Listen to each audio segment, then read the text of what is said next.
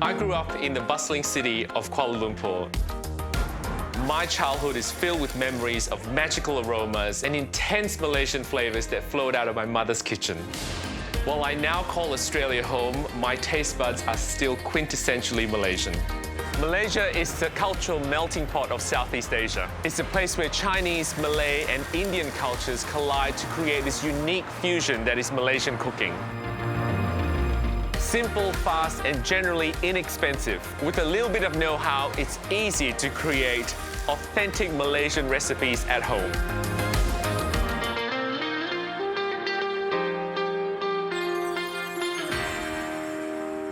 Noodles of Noodles. Who doesn't like noodles? I love noodles, and this is a Malaysian version from the Hakka sort of group. And they do a lot of lovely sort of noodle dishes, using mainly, the main ingredient is black vinegar. We can talk a little bit about that in a second. But what we've got here, we've got some lovely ginger that I'm slicing up. And we're going to add to that some garlic. So we'll just smash that up so we can give a quick slice. That should be enough. A little bit of oil. I use peanut oil. If you're allergic to peanuts, don't use peanut oil. Use rice bran oil, vegetable oil, that's fine. We're going to saute this. So while that's sauteing, I'll show you the other ingredients that we're using. We've got this lovely woodier fungus. So woodier fungus they come dry in packets in a lot of the Asian grocery stores, and you soak them in water and you sort of find them sort of puff up. They're lovely. We've also got some Chinese mushrooms, or shiitake mushrooms. We're going to take off the stem, and to hydrate them again, soak them in water for about 20 minutes, and then drain them. And we're going to slice it just thinly. I love the texture to it. It's one of my favourite mushrooms. So that's sautéing quite nicely there. We're going to add about 700 mils of chicken stock. Right, so we've got the mushrooms all sorted. Now we're going to shred some woodier fungus. So it's a fairly simple dish, really. Like, you can make this, again, this is a great sort of lunch dish that you can cook, or a midweek meal, and it's fairly fuss-free. Now we've got another ingredient here. This is interesting. So this is a bamboo shoot. You can get them fresh, or you can get them in a tin. Either one's fine, but if you can have fresh one, I'm always for fresher produce anyway. This is fantastic. Now, we are going to just finely slice this. If you can find these fresh ones, they're actually worth pickling as well. So they make a great sort of, bamboo shoot pickle. Now, the stock is coming to a boil, so we're going to add mushrooms and the bamboo shoots in there. If you like, you can add tofu. Bean curds are quite good as well. They add a little bit of different texture to it if you like. So we've got some light soy sauce. We're going to add to the saucepan. And we've got some Asian cooking caramel. So this is very similar to thick soy sauce, except it's not as salty. And don't let the word caramel fool you, because it's not sweet at all. And it's got the consistency of sort of molasses. So we just need a little bit of that.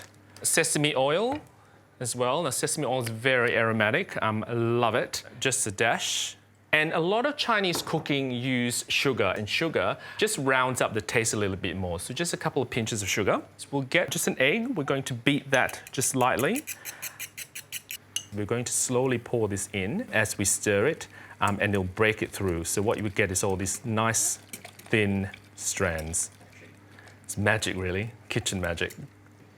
So we'll just let that simmer on. Now we've got some noodles. We're using fresh Hokkien noodles. You can use any noodles you like. You can use soba noodles. You can use rice noodles. So this has been sort of blanched in hot water and then refreshed in cold water. So what we're going to do is divide them equally in 2 bowls.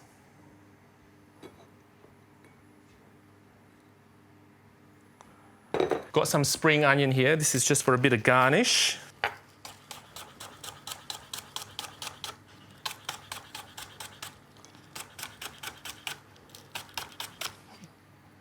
Okay, now we're just going to add some of the thickener or the corn flour paste in the soup.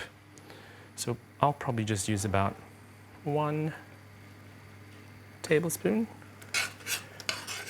Now, The final thing we're going to add is black vinegar. So black vinegar, now this is very interesting. It's a little bit more subtle than balsamic vinegar. It's not as sweet as balsamic vinegar. And a lot of the Hakka group actually uses this to flavor their dips, to flavor their soups. So we're going to add that in. So about 4 tablespoons worth there. We're going to have some chili oil to it. That's quite nice. And it just gives it that bit of heat when you're actually tasting it. So we'll let all that come together and then we're ready to serve.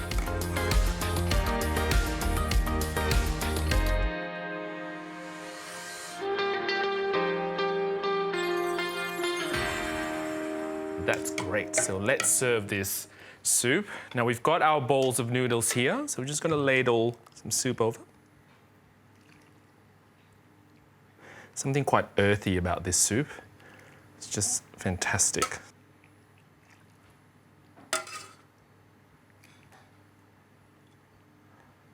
Perfect. Now we've got our spring onion.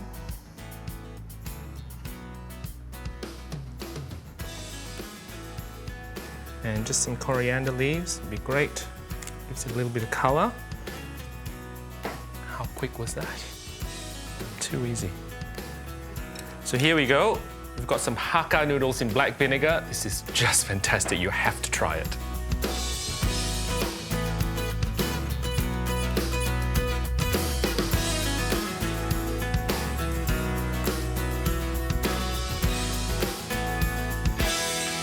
Now, we are going to use one of my favourite vegetables today, the eggplant, with one of my favourite chef, Carol Selvarajah. Thank you.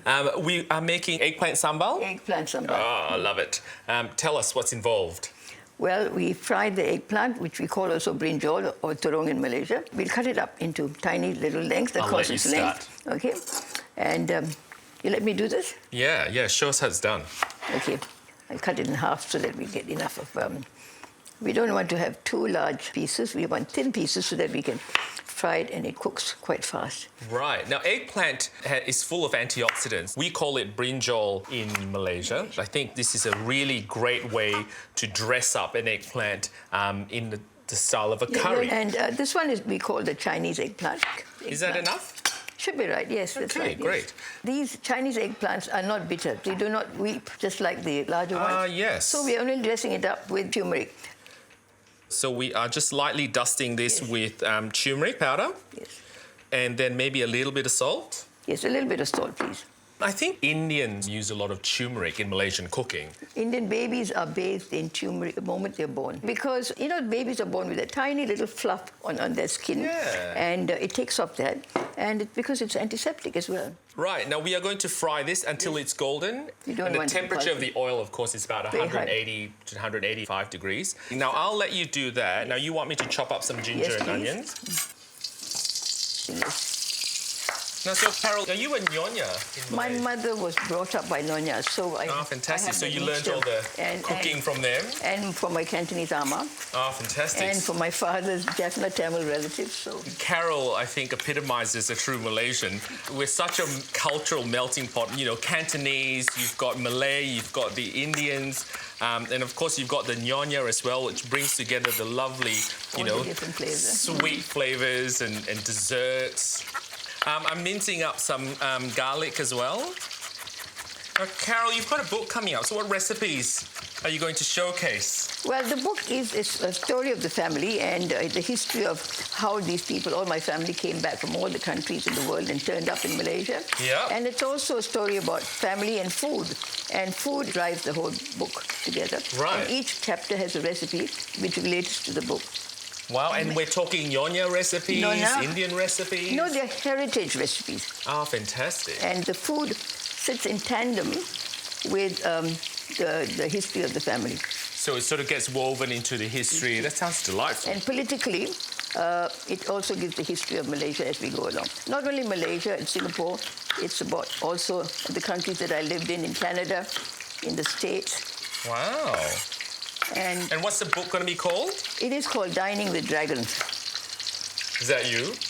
No, the dragons were the old Nyonya people, the mothers, the aunts and everyone who were strong women who influenced my life. Oh, that's really lovely. It celebrates strength of women. The women who could, who multitask, who were educated, non-educated, and yet ran businesses. Fantastic. Kept families going, you know.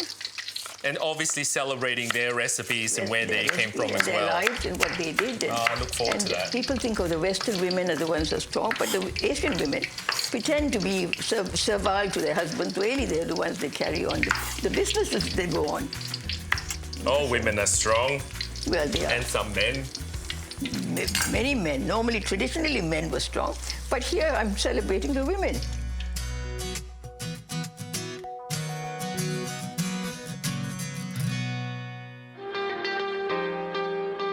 Now we've got another pan here with a little bit of the oil from the wok. So we've got some lovely onions that I've sort of chopped up as well, some garlic and some ginger. So we'll start with the garlic, Carol. Mm-hmm. Yes, please. And while you're waiting, we are also slicing up some lemongrass, aren't we? Yes, please. Now lemongrass, very fine. we're using only the white part, portion, yes. which is that. We'll just take out the outer coating. Do another one. And you just want finely sliced. Finely sliced, yes. Typical ingredient that we use in Malaysia. Put the ginger in. And so far, the ingredients, as you can see, they're simple ingredients you can find in supermarkets, in your local Asian grocery stores. Carol's sautéing some of the onions too. And the lemongrass can come in now.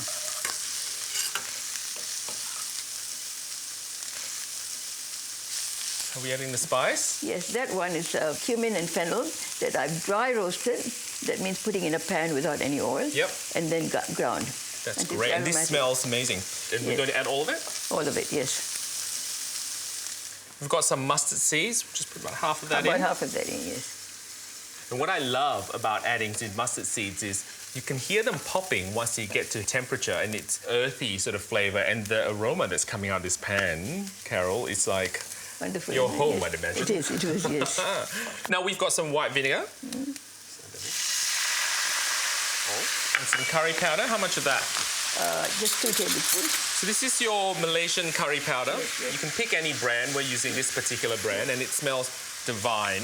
And some palm sugar as well. So this is your light brown palm sugar. Palm sugar comes in different intensity, sort of like your brown sugar.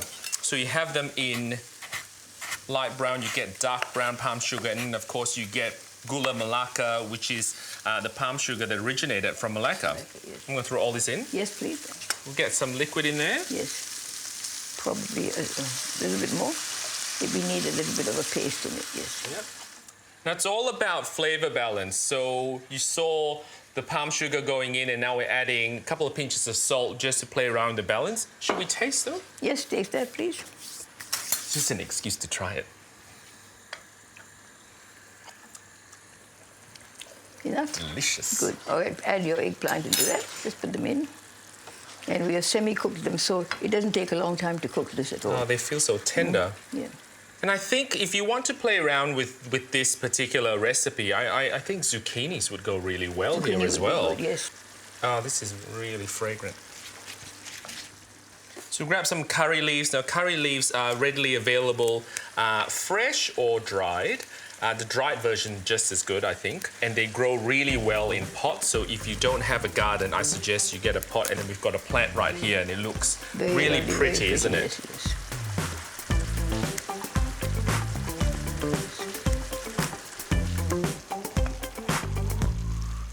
I think it's a wonderful way to showcase eggplant, a different way, a Malaysian way. It's got all the flavors of Malaysia, you know, the chili hot, the vinegar, the sugar, the heat. Yeah. You know, and the colour and all the curry leaves as well. The lemongrass. Now, I am all for textural experiences when you eat your dishes. So we are going to add some cashew nuts. Just for some crunch, and I think it goes really well with the eggplant too. And this is, magic. Now, Carol, is this one of your childhood dishes? It is, and I used to cook it as a child. Actually, I have it in my cookbook as well. And this is one of the reasons why I thought I'd share it with you. Oh, thank you for sharing. And I think one of the best ways to experience someone else's culture is to try their food. Now you can extend your culinary repertoire by having Malaysian at home.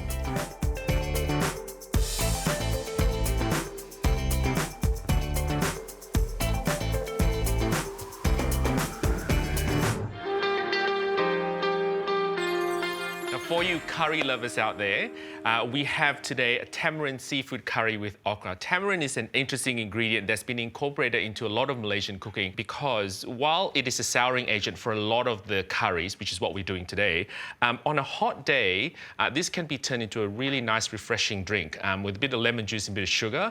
It's fantastic. It's a real thirst quencher. So let's start with making the paste of this curry. We've just got some garlic in there. We've got some dried chili that's been soaking for a while to soften. Just about 4 of them. We've got some large red chilies. I love spice. If you are a little bit chili shy, by all means, remove the seeds before you add this in. We are just going to have about between 3 to 5. These are fairly large chilies, so I'm going to leave them at 3. We have as well Vietnamese mint. Now, Vietnamese mint or laksa mint, as the name suggests, they are the main ingredient in a lot of laksas, which, as you know, is a standard Malaysian dish. If you can't find them, a good substitute is add normal mint and then add lemon juice. That should sort of give it that zing as well. We've got some turmeric powder. Turmeric is a very Indian introduction to Malaysia. So they use a lot of turmeric to colour the food yellow. We've got some lemongrass. And this is what I love about Malaysia. It's such a multicultural country. It's good to sort of demystify Malaysian food because everyone knows what Thai food tastes like and everyone knows what Vietnamese food tastes like. But when it comes to Malaysian food, it's really hard to define. And the reason being is this fantastic sort of blend of different cultures, different flavours. Now, this is belacan or shrimp paste. They come in blocks like these, or they also sell them in jars in your local Asian grocery store. It's quite funky in the smell. It's very intensified shrimp flavour. And believe me, it takes a while to get used to, but once you get used to it, you can't do without it. Now, the key ingredient, of course, is tamarind. We are going to add 2 tablespoons worth. A little bit of oil.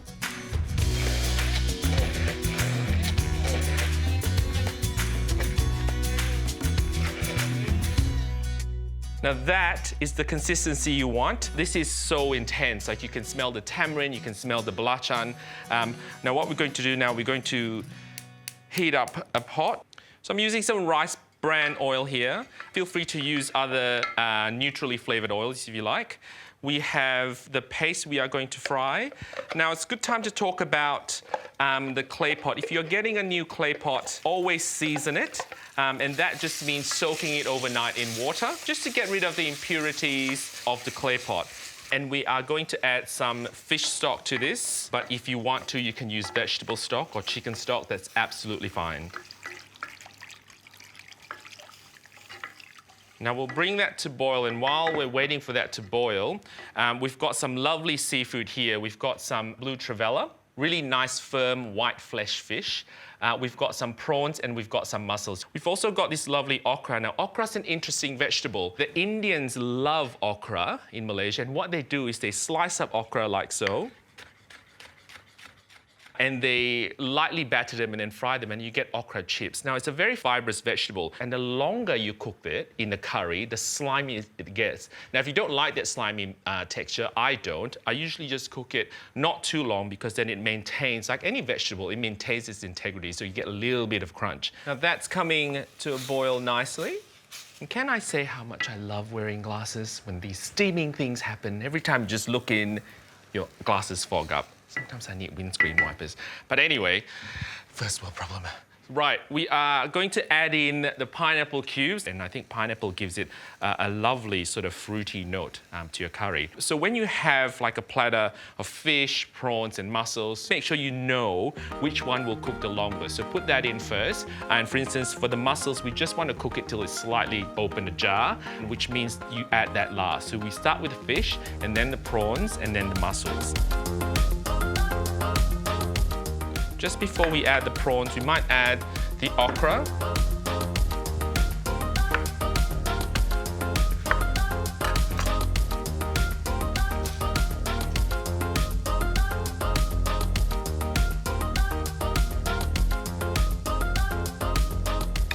Now we'll add the mussels in.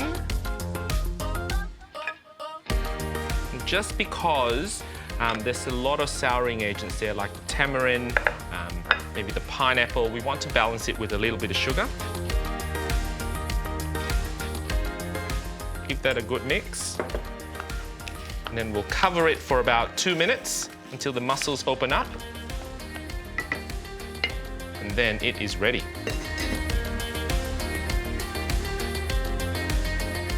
The mussels are opening up nicely there. Probably about 2 to 3 minutes, that's all you need. Now, there's something quite dramatic about serving this in front of a group of people, and I usually serve it as is. Just be careful, of course, it's hot. And I will just bring this and put it in front of the table with a nice bowl of rice, and this is fantastic. Now, like any good chef or any good cook, there are some perks, so give it a taste first before you do serve. Bang on.